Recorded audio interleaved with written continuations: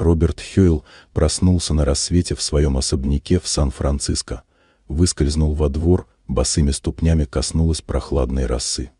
Вдруг над ухоженным газоном раздался резкий детский крик.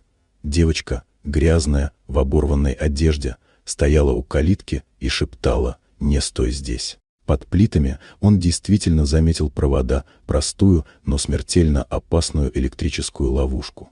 Роберт едва сдержал злость, но вместо охраны вызвал полицию.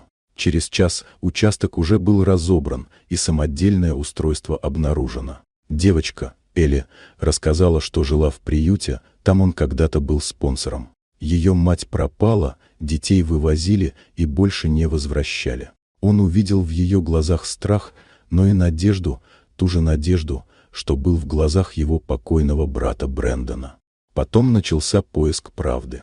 Роберт раскопал старые документы по проекту Гринфилд, где его компания участвовала в переселении бедных семей. Оказалось, что при проекте пропало много людей. Он связался с осведомителем, инженером Виктором Фриманом, уволенным за попытку остановить снос, и журналисткой Кэсси Вебб, собравшей доказательства коррумпированных связей между политиками, подрядчиками и госфинансированием.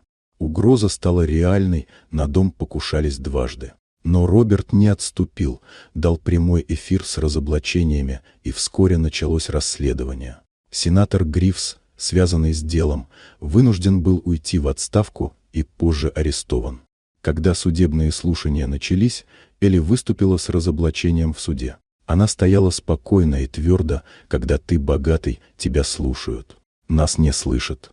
Это видео набрало миллионы просмотров. Через неделю сенатор подал в отставку, через месяц – арест. А почти год спустя дело завершилось, выявили сети фиктивных подрядчиков, замешанных в хищениях миллионов. Роберт не вернулся в особняк, он передал его в фонд помощи уязвимым детям. Ныне он живет в простой квартире, действует тихо и осознанно. Кэсси стала известным независимым журналистом, Элли поступила в школу и мечтает стать тем, кто будет слышать других. А в саду на месте старой ловушки теперь растут цветы и стоит табличка «Ты услышана». Роберт закрывает глаза, чувствует ветер, словно рядом кто-то снова шепчет: «Ты стал тем, кем должен был быть». Вот такая удивительная история.